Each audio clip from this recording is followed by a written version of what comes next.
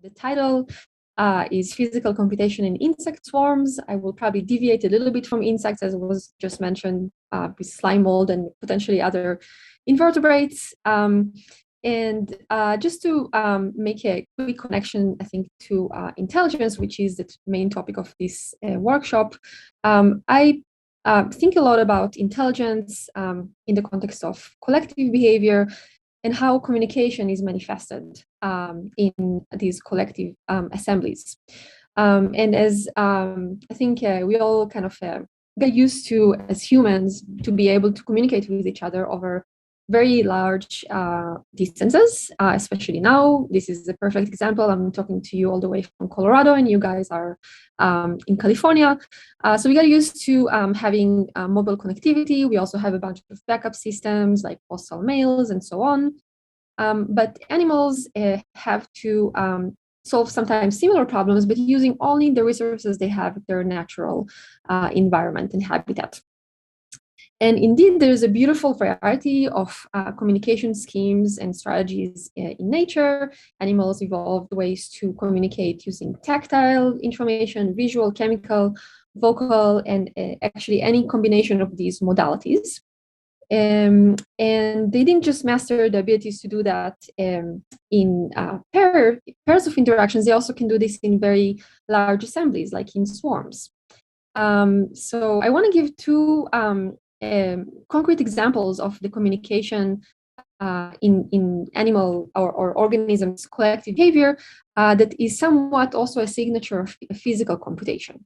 So there's lots of examples. I just chose two for the sake of time. The first example that I hope you can see the moving thing here at the top right, that's slime mold. This is a really famous experiment where all of these white dots, blobs that you see are actually food sources. The slime mold communicate and recruits other slime mold cells using chemical communication. And using that chemical communication, they're able to explore all of these food sources, find the shortest path between all of these food sources. In a sense, it's a little bit similar to solving heuristically the traveling salesman problem. And actually, it turns out that all of these locations of the food sources are positioned to mimic the transportation network around Tokyo. And the slime mold does a pretty good job in mimicking what the humans who built this transportation network actually did. So that's one example, and that's a manifestation of a physical computation of a theoretical problem.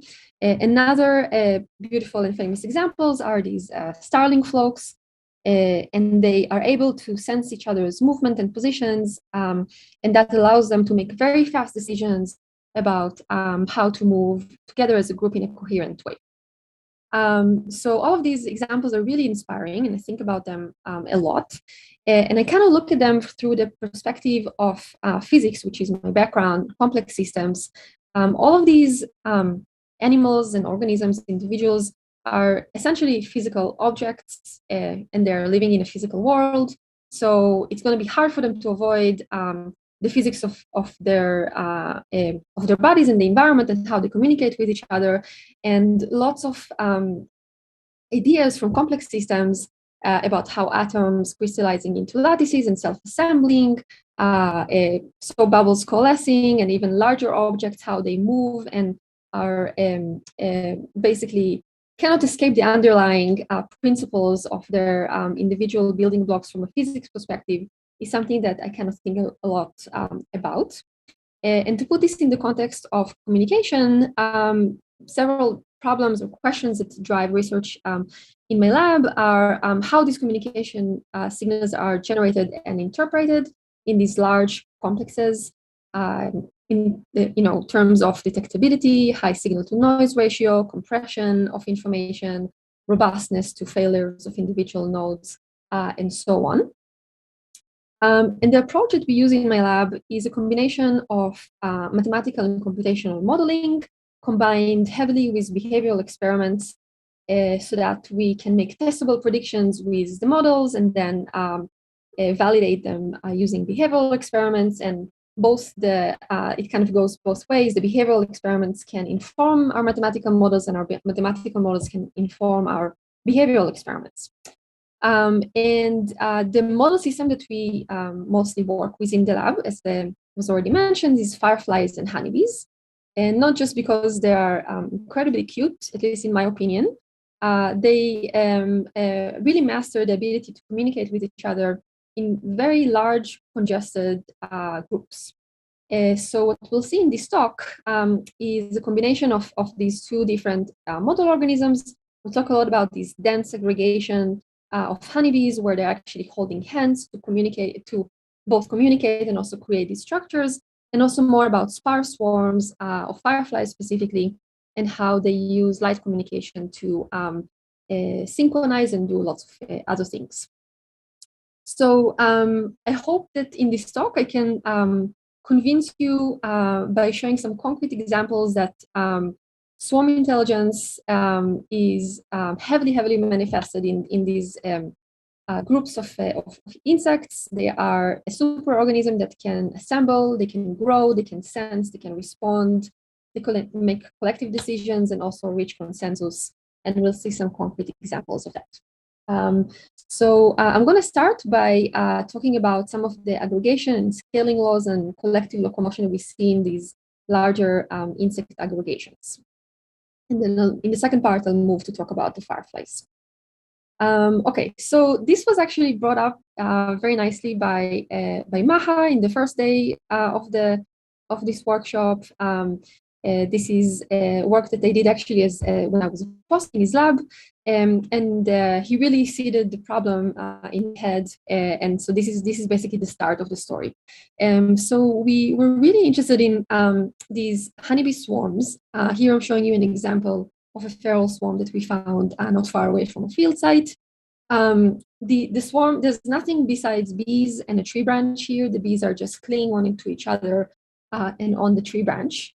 And these are really large structures. There's at least of the order of 10,000 individuals in each one of these structures. When they're in this structure, they don't have a nest to protect themselves from the elements, and they must adapt to changes in the environment more kind of online as they happen. And one of these environmental perturbations could be coming from the presence of wind. So I hope you can see this movie playing. This is, again, the same swarm, but it was a windy day, so this swarm is going to get mechanically perturbed. If the swarm breaks, that actually can be pretty bad for the bees. They can fall to the ground and die from hypothermia.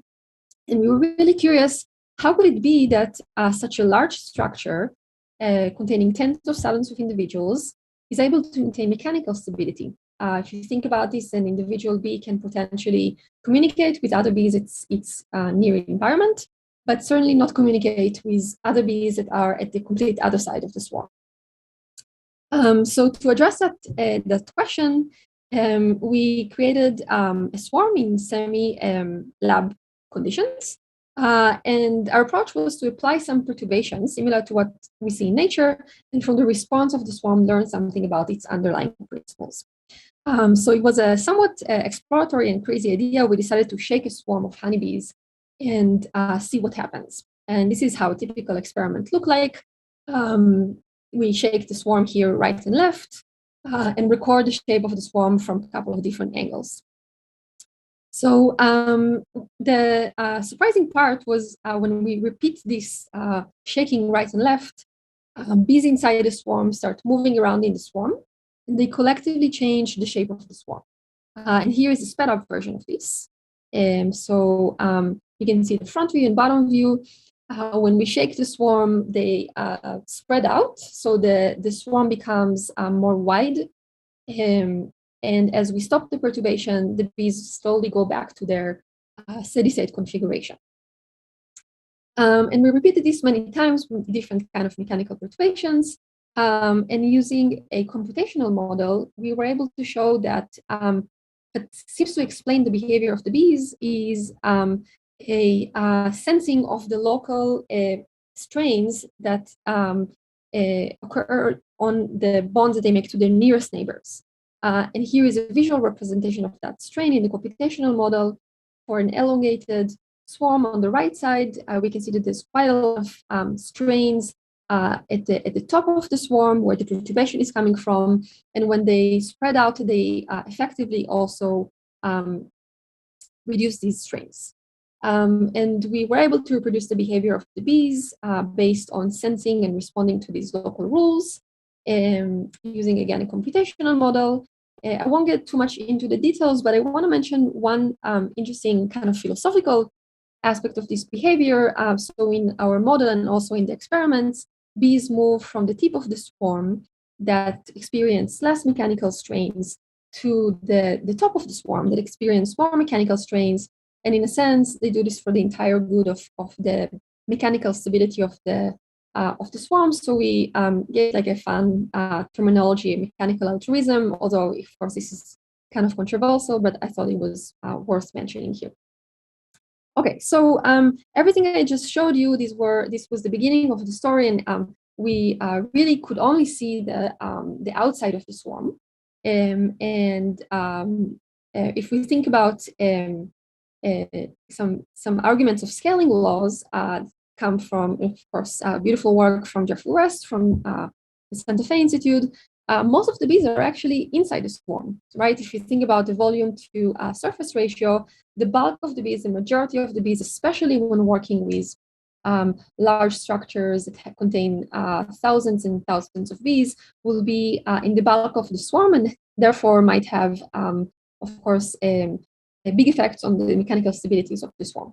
So the first big piece of equipment that I bought when I started my own lab in Colorado was an X-ray machine to try to address that gap. And we're now in a position where we're able to actually reconstruct the internal structure of the swarm and say something about local densities and what bees really inside the swarm are doing. And that's resulted to be in some interesting results that are, these are current work in progress. It is still unpublished, but I wanted to get it off my chest. So we started thinking about these swarms really in terms of these scaling laws that usually are applied to individual organisms. For example, the scaling law of weightlifting as a function of body size. This is a really beautiful paper from the 1950s showing that there's a scaling law between the body weight of weightlifters in a particular competition and how much weights they're able to lift. And this is coming from very simple arguments about the cross-sectional area of the muscle, scaling like the volume to the power of 2/3, and so on. So using these X-ray studies of the honeybees, we were actually able to show that similar scaling laws apply to the honeybee swarm as a complete structure. So if we take a simplified view of the swarm, use our X-ray data to look at what's happening in individual layers of the swarm and calculate a similar scaling law, but now in the context of the swarm. So what we're calculating here from the experimental data is the weight of an individual layer. And it's a function of the weight that this layer is supporting, suspended, right? And we can see that there is a universal scaling law, again, between these two properties of strength and mass.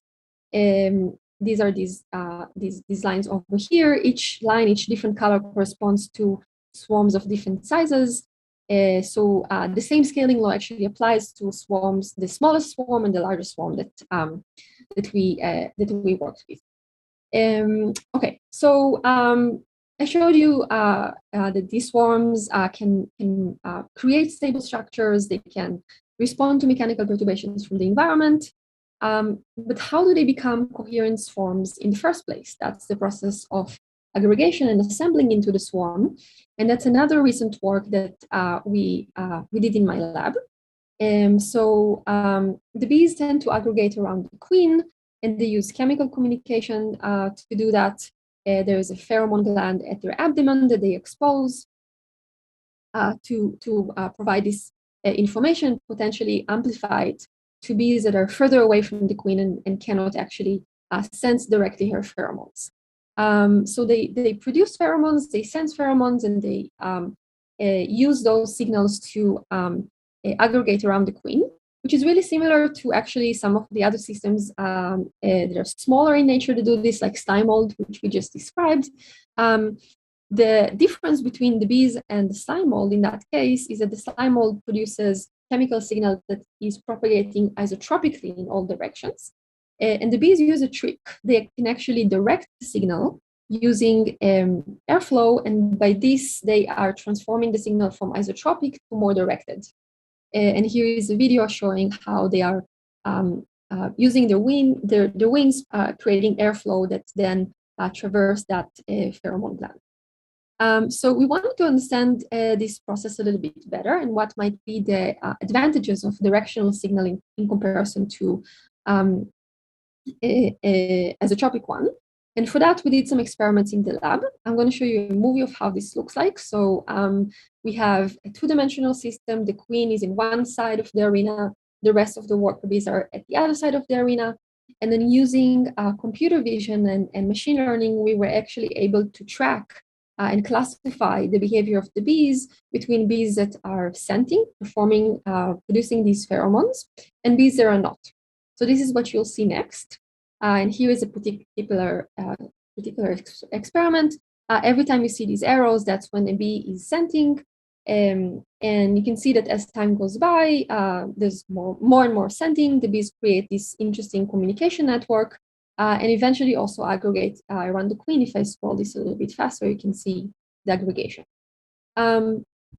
So that was an interesting proof of concept that scenting, this behavior, is actually important in the aggregation process of bees into a coherent swarm around the queen.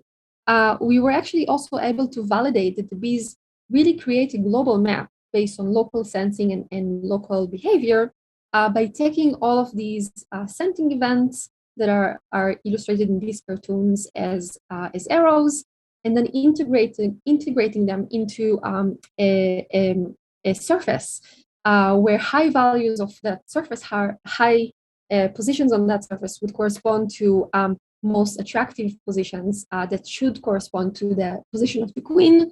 And indeed, when we take some of these experiments and create that surface and average it, we see that the bees do create a global map that basically going up the surface would lead the bees to the queen. We also learned some interesting information about the decision-making of the bees in the context of this collective behavior. We know that they tend to perform this scenting behavior based on thresholding. So once there's a high enough concentration, they would start scenting. And several other aspects that I don't have time to get into.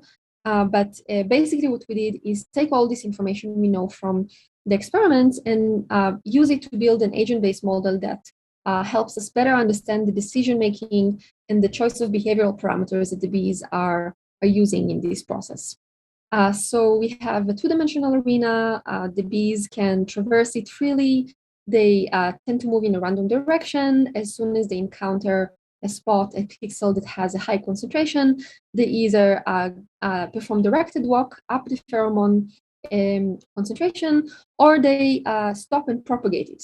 And we can implement this in two different ways. One in isotropic communication, one is directed one, which will help us understand the benefits of the directed diffusion. So we run this model many times. In particular, we change some of the behavioral parameters that are hard to do in the experiments. We cannot really ask the bees to have less directional bias or have different concentration threshold as a mechanism, but we can do it in the simulation. And we see several interesting regimes. We see a regime where with high values of the threshold concentration, there's really no clustering. At low values of the threshold and low directional bias, the bees tend to get stuck in these local smaller clusters. So that's local equilibrium. There's also a diffusion limited aggregation, but then there's this sweet spot where the bees actually are able to communicate over large distances using something that really looks like percolation. And that allows them to aggregate efficiently around the queen. Okay, so we saw a couple of different aspects of honeybee swarms. how they aggregate, how they maintain mechanical stability.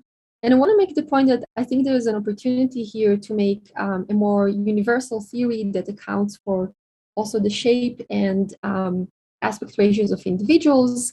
If the bees are kind of like colloids that are, in the analogy to physics and materials, there's a beautiful variety of other assemblages in nature where the individuals have very different shapes and forms. So from bees that are, more like they have very low aspect ratio, there's these fungus gnat larvae assemblages, and there's also earthworms that are even more elongated, and where the analogy to polymers is more beneficial, as we actually try to make the analogy between polymers and these worms. And in particular, we were curious about how they perform collective locomotion. So these assemblages are actually not static. We tend to move towards environmental regimes that are more preferable. In this case, it's towards colder temperatures. And this is how these blobs are moving. These are experiments that were done in the Baumler and Goldman lab in Georgia Tech. And so we were inspired by these experiments. We worked together to create a model that helps us, again, like with the bees, explore some behavioral parameters. So we modeled the worms as polymers that have some active forces. They also aggregate towards each other, and there's a lot of entanglement involved. And using this kind of model, we were able to reproduce the behavior that we see in the real worms.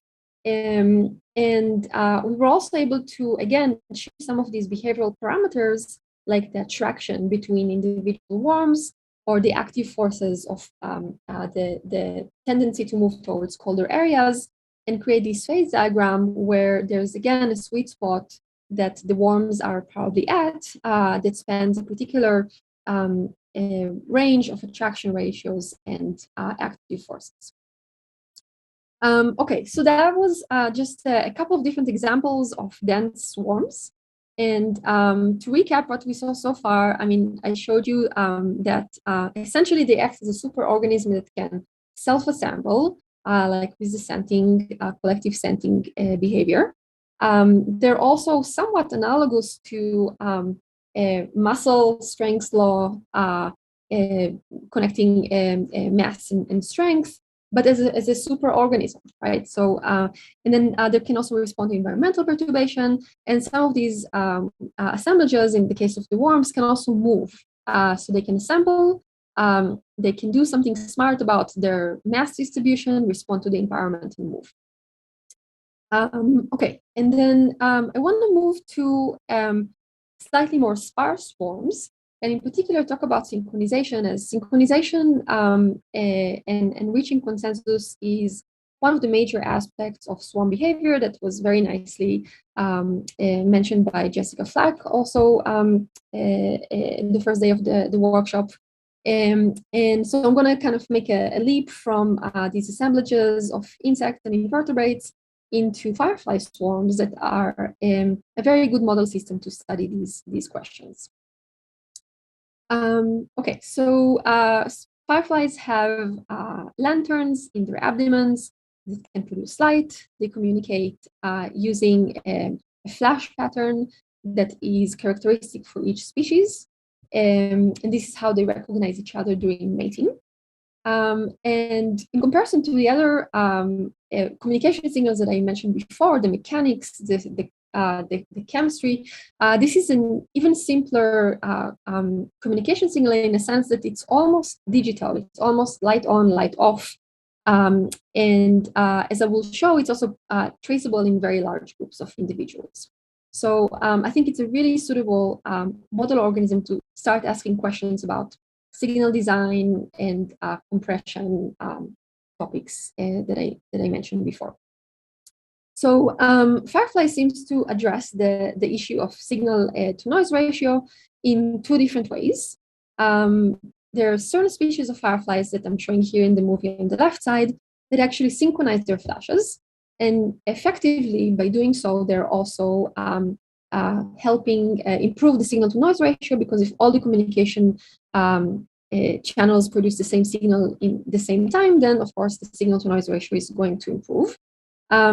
There's actually a whole other group of species that don't synchronize their flashes. And what we think is happening is that they're actually designing the signal so that it's more detectable at the expense of other potential species.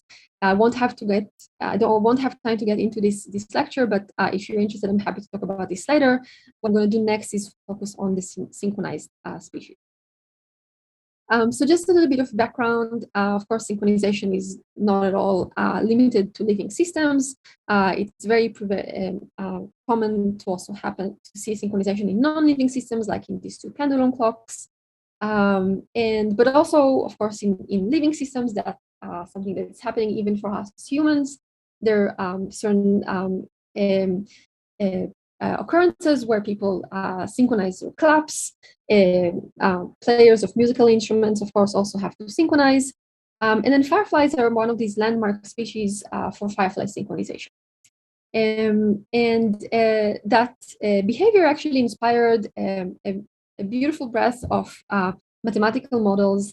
For example, the Kuromoto model, which makes an assumption that an individual is performing some kind of periodic behavior, and then you can couple the behavior of one individual to the other by coupling their phases. And there's a coupling element here that can be many different things. It can be a constant, it can be a function of the distance, more complicated function of the distance. And actually, there's a whole zoo of different implementations of this model with different couplings that would, of course, result in different global synchronization. However, there's very little data to actually validate these models, especially with fireflies. This is the gap that we were sort of trying to address. We drove to the Smoky Mountains, where there's really large swarms of Tithonus carolinas. These are synchronous fireflies. They have a bursty signal, so they flash on, off, and then stop, and then again, on, off, on, off. Here is an example of one of our recordings. So what you see now, that's one burst. And now there's a quiet part. So that's the interval between the bursts. And then the burst will start again after a couple of seconds. So here is a second burst. And there's a lot we can already learn from these just one camera view. We can see the onset of synchronization and characterize it very quantitatively. But as I mentioned, distances and 3D reconstruction can be really important, as distances between the individuals can heavily manipulate and control the coupling between individuals. So we had a stereo vision setup where we had basically two cameras in a couple of different settings, and we were able to reconstruct the three-dimensional positions and temporal behavior of the fireflies. And this is an example of that 3D reconstruction, from which we're able to start reconstructing some spatial temporal correlations. As you can see here, this is a histogram over all the flashes that we recorded over one night. On the y-axis, this is the distance between pairs of flashes, and on the x-axis, this is time. And we can start thinking about how to plug this back into the mathematical models of synchronization. But we saw a couple.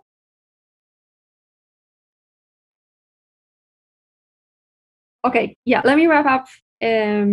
Sorry about that. I wanted to show you a few more things about fireflies, but I think I will skip that and maybe just get back to just to summarize everything I showed. So I think I showed you a couple of examples of collective computation and physical computation in insect swarms. I think two takeaway messages are that we can start thinking about the flexibility in the concept of individuality. For example, in this manifestation of scaling laws between the mass and the strength that happen both in individuals, humans, but also in these swarms. And then also another interesting aspect is that these swarms, in terms of their intelligence, are actually performing a collective physical computation. Similar to what we saw with the slime mold, the bees perform physical computation of where the queen is, what is the mechanical strain collectively inside the swarms, and so on. I'll stop here and just thank my lab members, collaborators, and funding. I apologize for being over, and hope there's time for it, just a question or two.